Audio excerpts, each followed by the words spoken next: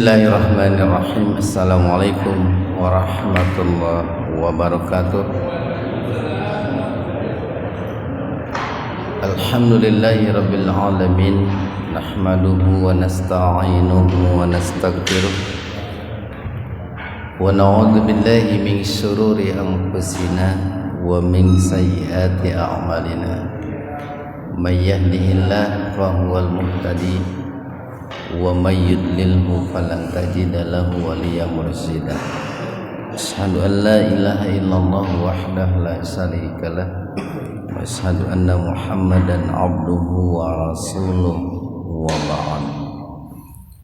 Hadirin ikhwatu iman jemaah Majelis Tafsir Iliyin yang mudah-mudahan senantiasa diberikan ridho dan ampunan Allah Subhanahu wa taala. Alhamdulillah, kajian tafsir pada kesempatan ini membahas surat Al-A'raf ayat 156 halaman 170. Al-A'raf ayat 156. Dalam ayat sebelumnya Nabi Musa alaihi salam setelah beliau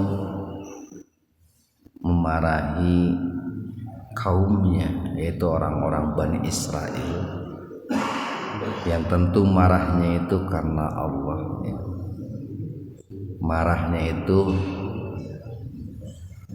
dilatar belakangi oleh alasan yang benar,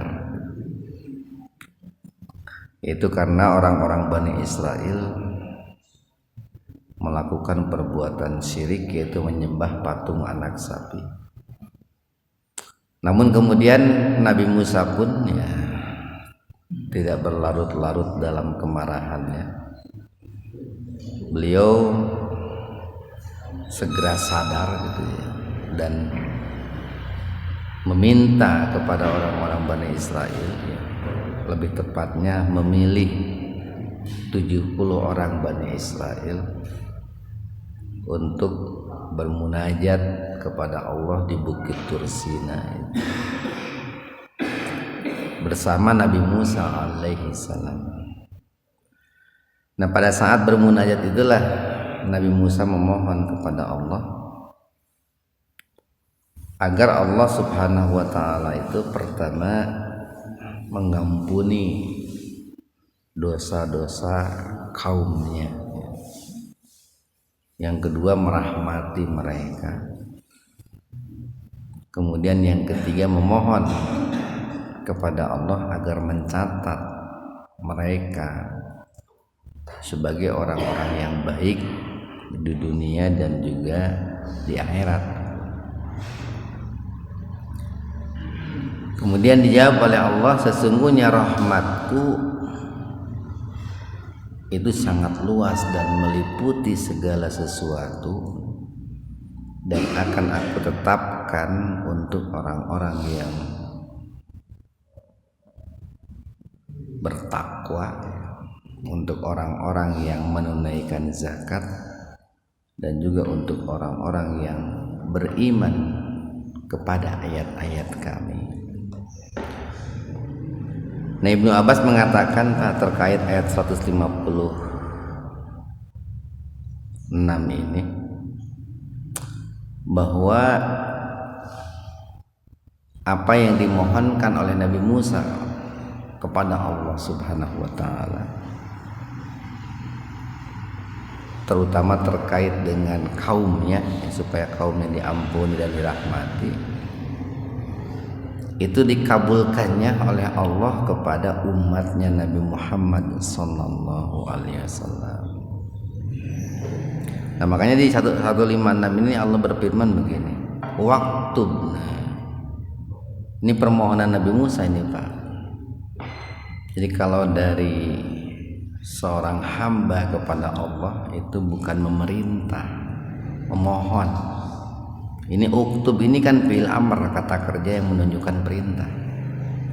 Tapi maknanya permohonan, waktu dan mohon, catatlah lana untuk kami fi hadhihi dunya dalam kehidupan dunia ini hasanah kebaikan wa fil akhirati wa dan fil akhirati di akhirat juga kebaikan. Inna sesungguhnya kami hudna telah kembali telah bertaubat ilaika kepadamu. Dijawab oleh Allah, qala Allah berfirman, azabi siksaku usibu akan menimpa bihi dengan siksa tersebut man kepada siapapun asa'u yang kami kehendaki wa rahmati dan juga rahmatku wasi'at sangatlah luas kulla meliputi syai'in segala sesuatu. Tempo hari dalam hadis qudsi pernah kita bahas, ada sebuah hadis mengatakan inna rahmati sabaqat godobi, sesungguhnya rahmatku itu bisa mengalahkan murkaku. Sesungguhnya rahmatku lebih luas bila dibanding dengan murkaku. Fasa'aktubuha dan akan aku tetapkan rahmatku itu lilladzina untuk orang-orang yattaqun yang bertakwa. Ini janji Allah nih, janji Allah yang mesti kita jemput dengan ilmu dan ikhtiar, Pak, dengan kecerdasan dan juga usaha nyata gitu. Jadi Allah sudah menjanjikan bahwa Allah akan menetapkan rahmatnya itu satu untuk orang-orang yang bertakwa gitu. Yang kedua wa yu'tuna zakat, dan untuk orang-orang yang menunaikan zakat. Walladzina, dan yang ketiga walladzina, dan orang-orang hum yang mereka itu bi ayatina terhadap ayat-ayat kami yu'minun itu mengimani, mempercayai. Ini secara garis besar nih, tiga kelompok inilah yang akan ditetapkan oleh Allah layak untuk memperoleh rahmat Allah itu. Ini dulu janji Allah ini disampaikan kepada Nabi Musa,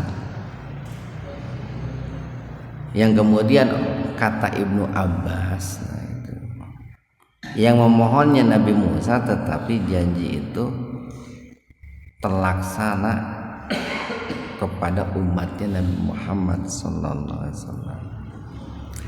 Makanya di 157-nya diperjelas nih siapa mereka itu. Siapa tiga golongan tadi itu? Itu kan yang tadi yang tiga itu merupakan secara global, Pak. Secara garis besar ada tiga kelompok tadi. Nah diperinci di 157, alladzina, yaitu orang-orang yattabi'una, yang mengikuti, yang setia mengikuti. Ini kan fi'il mudhari nih. Fi'il mudhari itu menunjukkan adanya istimrar, keistiqomahan. Sedang dan akan itu artinya itu, sedang dan akan terus mengikuti siapa ar-rasul, seorang rasul, an-nabiyal ummi, yaitu seorang nabi yang ummi. Cukup beragam penafsiran ulama terkait dengan kata al-ummi itu. Kalau dahulu, Pak, ulama-ulama klasik itu sering menafsirkan bahwa Rasulullah dikatakan ummi karena beliau tidak pandai membaca dan menulis. Itu kalau ulama-ulama dahulu. Kekinian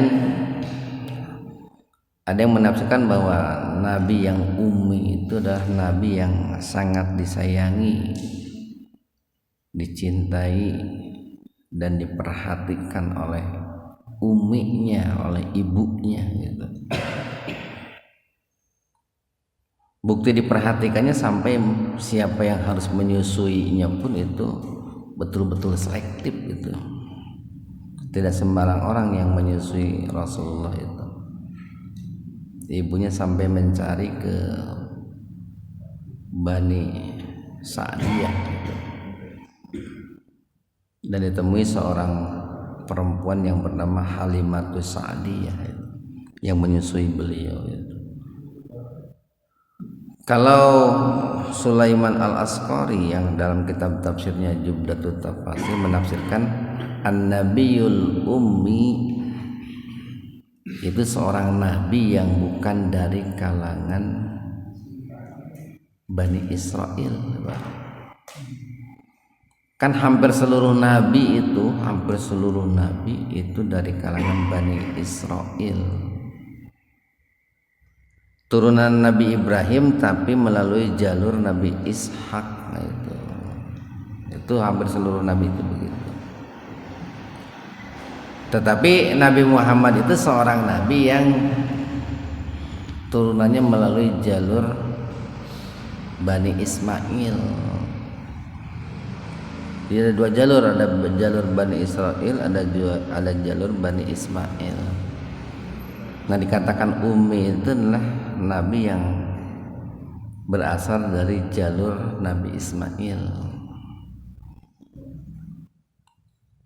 Ada juga yang menafsirkan bahwa an-nabiyil ummi yaitu nabi yang belum pernah membaca kitab suci sebelumnya. Kan begini Pak nih, tidak semua nabi itu diberikan kitab suci. Ada nabi-nabi yang kitab sucinya melanjutkan nabi sebelumnya gitu. Nah, untuk nabi-nabi yang melanjutkan kitab suci sebelumnya berarti mereka pernah membaca kitab suci yang pernah diturunkan sebelum mereka.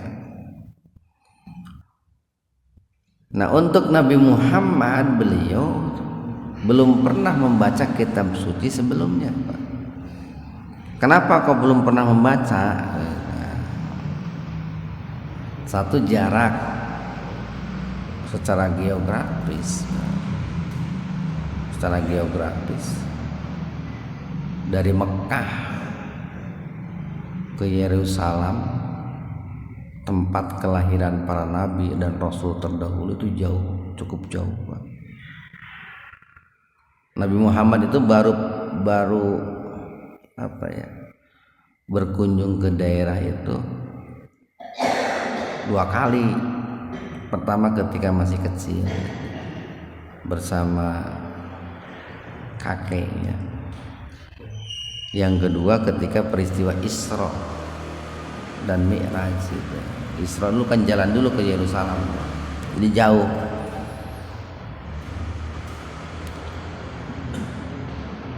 Itu salah satu bukti bahwa atau alasan bahwa Nabi Muhammad itu belum pernah membaca kitab suci sebelumnya. Ada juga yang mencoba memadukan bahwa an-nabiyul ummi itu, Nabi Muhammad itu sebelumnya betul tidak pandai membaca dan menulis sebelumnya. Sebelum beliau diangkat menjadi seorang nabi dan rasul. Tapi setelah beliau diangkat menjadi seorang nabi dan rasul, lalu diajari oleh Jibril, Iqra, membaca gitu. Pada saat bertahanus di Gua Hira dengan turunnya surat Al-Alaq, wahai Muhammad, bacalah gitu. Awalnya beliau tidak bisa membaca, tapi setelah beliau dipeluk oleh Jibril, dipeluk ya. Para ulama banyak menafsirkan itu pelukan kasih sayang. Setelah itu Nabi Muhammad bukan lagi seorang nabi yang ummi, tetapi seorang nabi yang patonah gitu. Seorang nabi yang cerdas gitu. Itu terkait dengan penafsiran kata al-ummi. Sehingga dengan kecerdasannya, dengan kepatonahannya itu sampailah wahyu-wahyu Allah, firman-firman Allah kepada kita hari ini gitu. Sampai. Nah, jadi orang-orang yang akan ditetapkan oleh Allah untuk mendapatkan rahmat Allah itu adalah orang-orang yang menjadi pengikut setia seorang rasul, seorang nabi yang ummi. Alladzina, yaitu yang nabi yang ummi itu adalah seorang nabi yang yajidunahu, mereka dapati maktuban, itu tercatat, tertulis indahum, di sisi mereka. Artinya bahwa Nabi Muhammad itu bagi orang-orang Yahudi, bagi orang-orang Nasrani itu tidak asing, tidak aneh, tidak aneh. Nama Nabi Muhammad itu sering mereka dengar. Sebelum Nabi Muhammad lahir, jauh sebelumnya itu sudah didengar oleh mereka, namanya Ahmad atau Muhammad itu. Di maktuban indahum, tercatat di sisi mereka dengan rapi, fit Taurati, baik dalam kitab Taurat, wal Injil, dan juga kitab Injil. Ini kalau secara letterlek, ini secara khusus. Tadi kalau secara umum Pak ya, orang yang berhak mendapatkan rahmat itu siapa saja yang menjadi pengikut setianya Rasulullah, mau dari kalangan Yahudi, Nasrani atau Muslim gitu Pak. Orang yang mengaku Muslim pun kalau tidak setia mengikuti, ya tidak akan mendapatkan rahmat Allah. Sarwa wajeng orang Yahudi, orang Nasrani, kalau orang Muslim tidak setia malah membangkang gitu. Nah, secara khusus ayat 157 itu yaitu mereka orang-orang yang diberikan Taurat dan Injil yang setia mengikuti Rasulullah sallallahu alaihi wasallam. Ketika Rasulullah itu diutus, mereka masih hidup, Pak, masih hidup. Jadi ada orang-orang Bani Israel, kan nanti Bani Israel itu terpecah Pak, itu Pak, pecah. Ada Bani Israel itu yang menjadi apa ya, mengaku pengikut setianya Nabi Musa. Ada orang Bani Israel yang mengaku pengikut setianya Nabi Isa. Nah, kemudian membentuk sebuah komunitas itu. Yang mengaku pengikut setia Nabi Musa itu menjadi, mereka menamakan diri sebagai orang Yahudi. Yang mengaku pengikut Nabi Isa menamakan diri sebagai orang Nasrani. Ya mengaku-ngaku aja sih Pak, ngaku-ngaku aja. Karena pada kenyataannya ketika Nabi Musa masih hidup itu dimusuhi juga. Ketika Nabi Isa masih hidup dimusuhi juga. Tidak jauh berbeda dengan hari ini, banyak orang yang ngaku-ngaku umatnya Nabi Muhammad tapi menentang ajaran Nabi Muhammad gitu. Ngaku-ngaku itu ngaku-ngaku. Jadi tidak asing nama Rasulullah itu di telinga mereka. Banyak diceritakan dalam Taurat ataupun Injil. Ya'muruhum, Nabi tersebut memerintahkan mereka bil ma'ruf, untuk berbuat kebajikan. Al ma'ruf itu al urab, kebaikan yang untuk mengenal bahwa itu baik tidak mesti menggunakan dalil, Pak. Dengan menggunakan akal sehat pun sudah tahu itu adalah baik. Contoh begini nih, ada orang yang kelaparan di pinggir jalan nih, 7 hari 7 malam nggak dapat makan. Lalu Bapak melihatnya, nggak usah buka Al-Quran dulu, Pak. Ini di Al-Quran kalau saya tolong itu boleh enggak gitu. Nggak usah gitu. Tolong aja gitu. Ada orang tua, kakek-kakek buta malah gitu, mau nyebrang jalan dia nggak bisa gitu, takut ketabrak. Bapak ngelihat, ketika mau nolong, Bapak nanya dulu, ini menurut Al-Quran baik enggak? Buka dulu Quran, lila kata Pak. Itu secara logika, secara akal itu menolong, menyeberangkan kakek itu bagus itu. Nah itu yang disebut dengan al-ma'ruf, kebaikan yang nilai baiknya itu dengan akal sehat pun sudah ketahuan itu.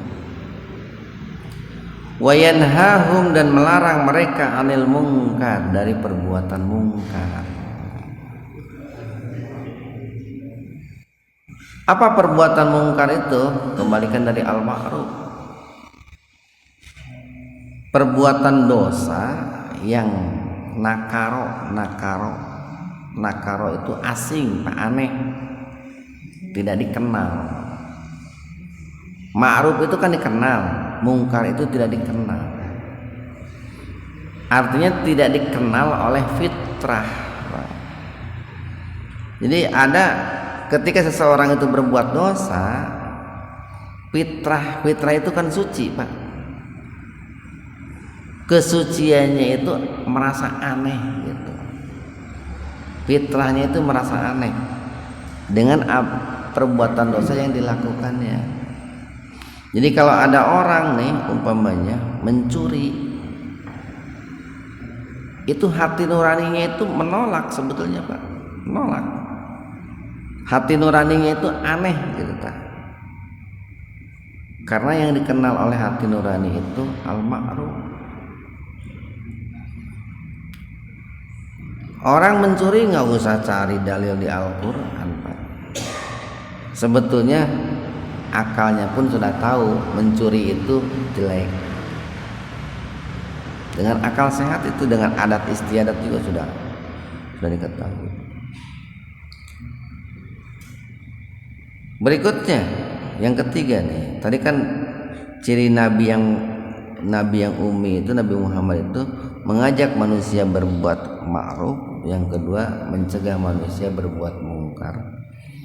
Yang ketiga wa yuhillu, dan menghalalkan lahum, bagi mereka at-thayyibat, yang thayyib, yang baik-baik. Jauh sebelumnya orang-orang itu banyak mengharamkan yang baik-baik, Pak. Mereka mengharamkan ini soibah, kemudian mengharamkan ham, mengharamkan unta yang menurut mereka unta tersebut sudah dipersembahkan kepada Allah, haram ditunggangi, haram disembelih, haram diperah susunya.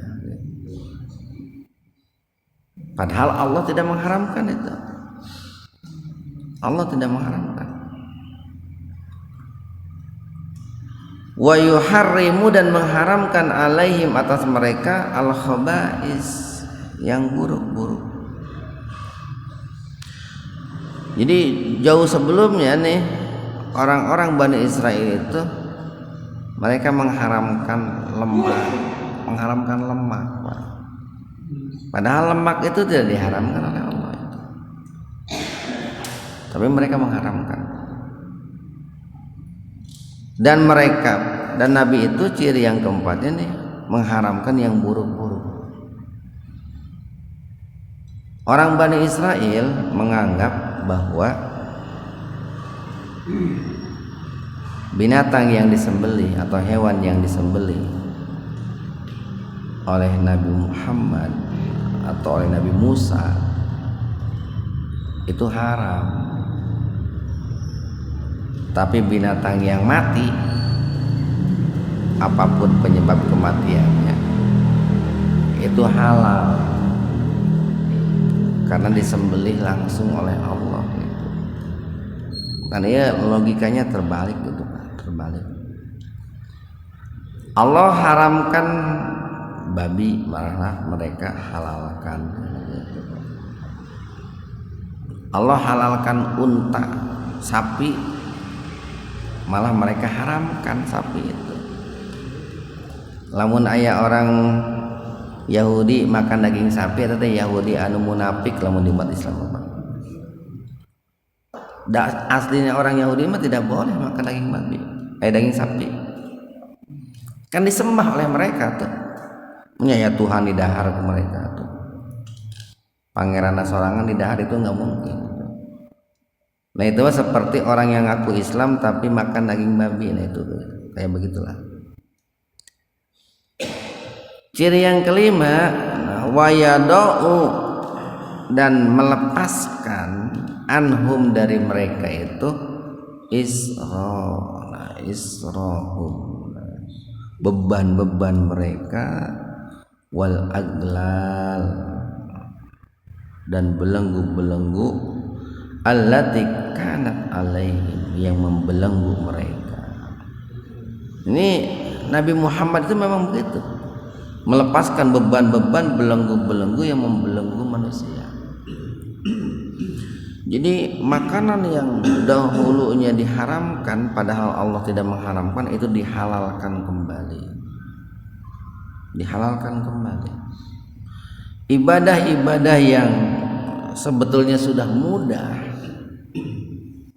lalu diperberat oleh manusia, itu dimudahkan kembali Pak, dimudahkan kembali oleh Nabi Muhammad, itu dipermudah. Nah sekarang muncul lagi orang-orang yang mempersulit ibadah gitu Pak. Kawas Bani Israel baheula gitu, geus mudah gitunya, kalah hayang hararese.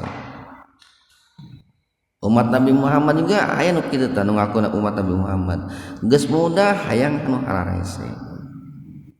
Dalamun dimeunangkeun mah lamun seug gitu aya deui nabi engke gitu, sigana bakal dicabut deui tah, diluruskeun deui. Dirinya mah geus dipermudah, kalah hayang mempersulit diri. Ini Nabi Muhammad itu ditugaskan oleh Allah untuk melepaskan al-israr dan al-aglal, beban-beban, belenggu-belenggu. Dulu orang-orang Bani Israel kalau kain terkena najis, mereka itu memotong kain tersebut, dipotong.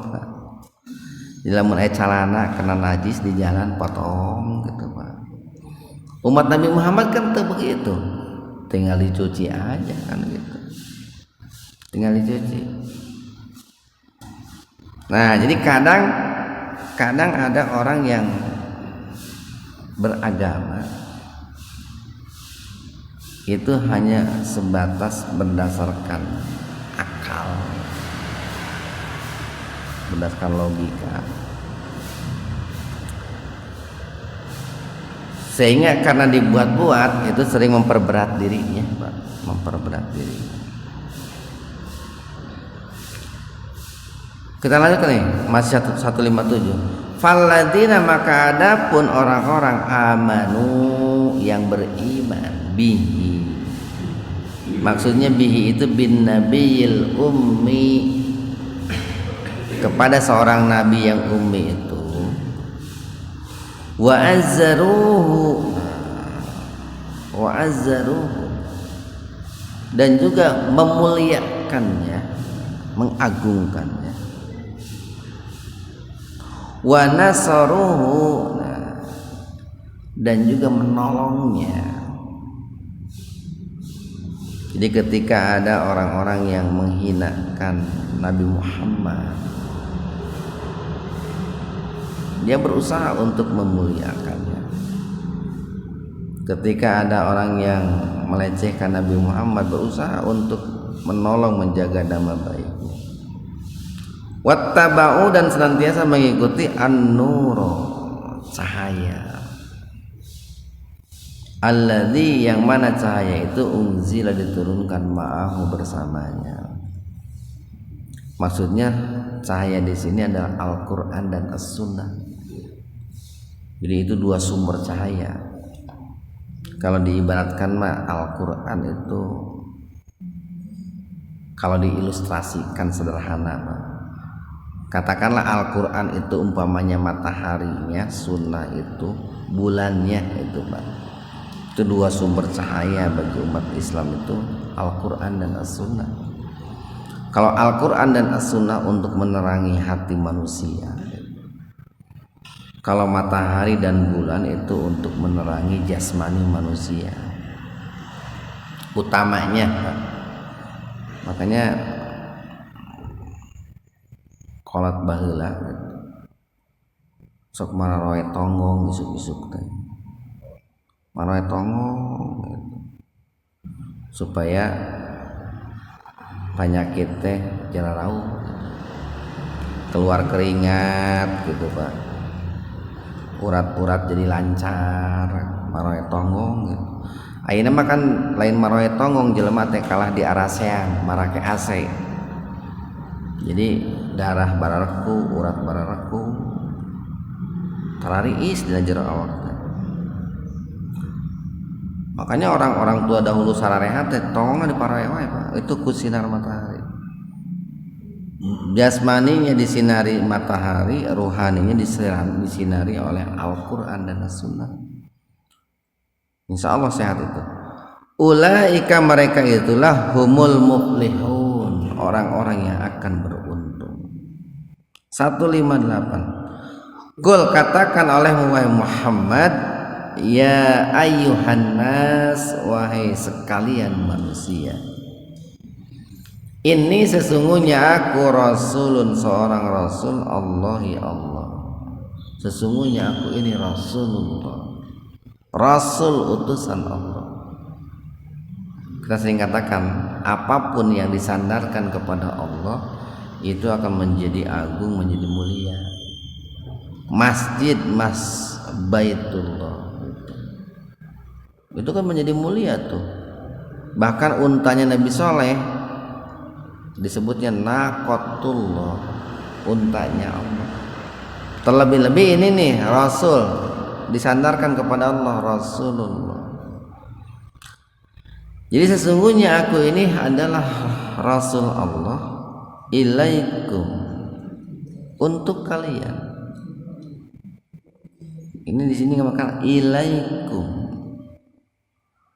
bukan alaikum, ilaikum gitu.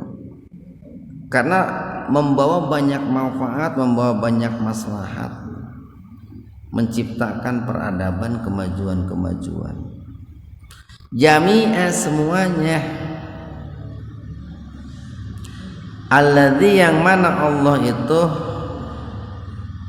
lahu, miliknya lah, mulkus samawati, semua kerajaan yang ada di seluruh langit, wal ardi, dan semua kerajaan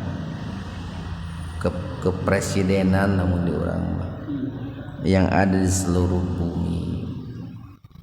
Nah ini yang ada kata-kata jami'an nih Pak, ini Rasulullah ilaikum jami'an. Jadi di awalnya Nabi Muhammad itu menyeru ya ayyuhan nas, an-nas itu manusia secara global, secara umum Pak. Diperkuat lagi jami'a, semuanya. Makanya kita sering mengatakan bahwa Nabi Muhammad itu rahmatan lil alamin, rahmat untuk seluruh alam. Beda dengan Nabi dan Rasul sebelumnya, itu rahmatan liqaumihi, rahmat untuk kaumnya, karena sifatnya lokal gitu, lokal. La ilaha illa huwa, tidak ada ilah kecuali Allah. Ini kalimat syahadat nih. La ilaha illa huwa itu maksudnya la ilaha illallah. Yuhyi, dialah zat yang hidup.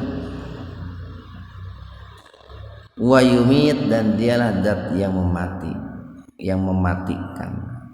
Jadi yuhyi yang menghidupkan, wa yumit yang mematikan. Fa'aminu, maka berimanlah kalian billahi kepada Allah, wa rasulihi, dan juga kepada rasulnya, an-nabiyil ummi, seorang nabi yang ummi, alladzi, yang mana nabi yang ummi itu yu'minu, beriman, billahi, kepada Allah, wa kalimatihi, dan juga kalimat-kalimatnya, firman-firmannya. Wattabi'uhu, dan ikutilah dia gitu. Ikutilah nih. Kalau dalam ini yang disebut orang ittiba kepada Nabi itu adalah ittiba'ul Quran was sunnah itu. Jadi bukti orang mengikuti Nabi adalah mengikuti Al-Quran dan As-Sunnah. La'allakum, agar kalian semua tahtadun, mendapatkan petunjuk, mendapatkan hidayah. Terakhir 159. Wa min, dan dari kaumi Musa, kaumnya Nabi Musa alaihi salam, ummatun, ada sekelompok umat yahduna, yang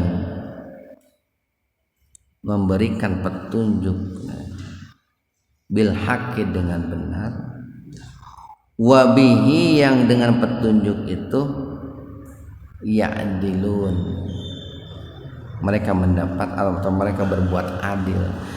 Jadi ini ayat ini menegaskan begini, Pak. Tidak semua orang Bani Israel pada saat itu, ini harus dibedain Bani, antara istilah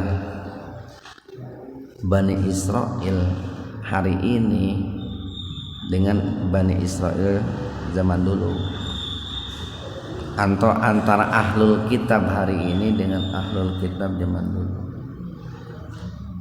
Kalau Bani Israel yang dirujuk oleh para ulama itu, mereka adalah orang-orang Bani Israel yang lahir di daerah Palestina,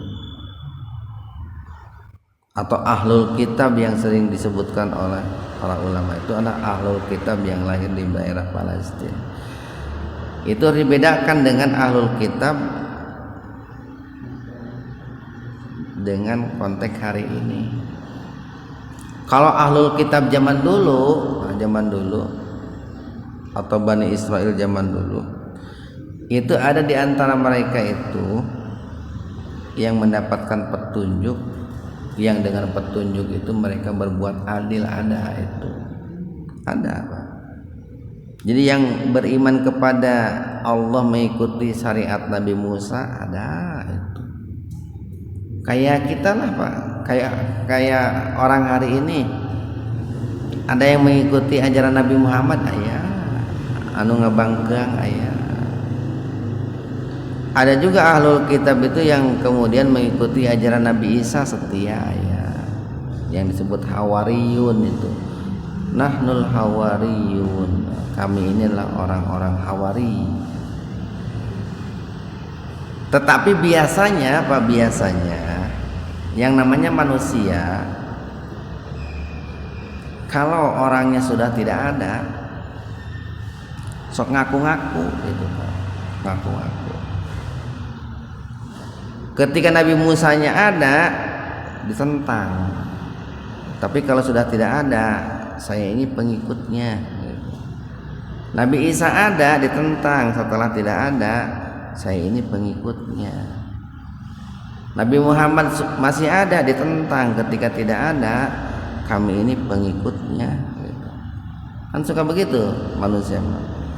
Jadi ingin menyandarkan dirinya kepada orang-orang besar, orang-orang hebat. Ini nggak banyak tuh orang-orang yang menyandarkan dirinya kepada tokoh-tokoh terkenal di negara kita. Kami ini pendukungnya, pengikut setianya ini. Padahal bisa jadi lamun orang yang masih ada mah mau ngadukung, mau ngadukung. Nah, mudah-mudahan ada manfaatnya untuk kita semua. Subhanakallahumma wa bihamdika asyhadu an la ilaha illa anta astaghfiruka wa atubu ilaik. Assalamualaikum warahmatullahi wabarakatuh.